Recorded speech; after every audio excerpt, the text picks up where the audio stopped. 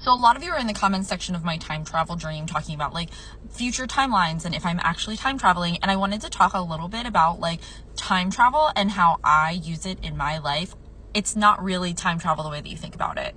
So I actually am really into this idea that like sometimes ghosts or spirits or other sort of paranormal things could be like time travel in its own way, that maybe we have this ability to connect to ourselves or to other people at like different points in time and space, whereas like we in our bodies can only experience things linearly, like I think in dreams. And I think that like outside of being in our bodies, like once we are in death, we can experience time in a very different way.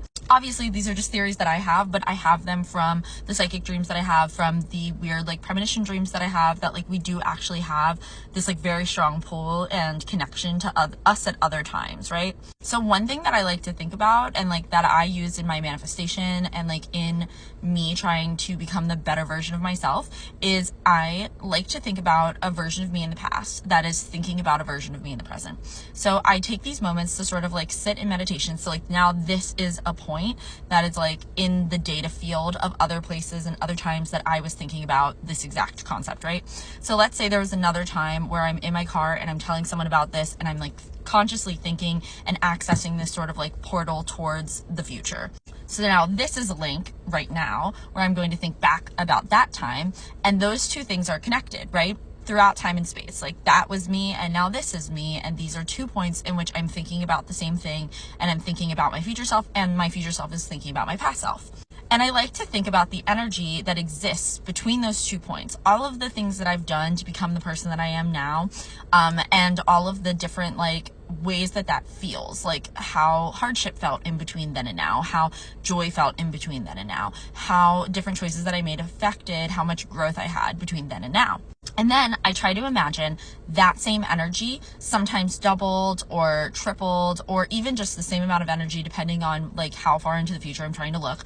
And I try to think about that, and I try to think about the future version of me thinking back on this point now.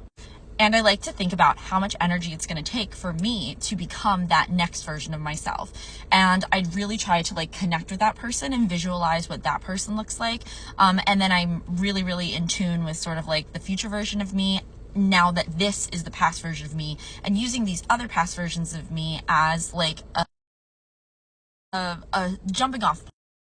So this is a practice that I do a lot.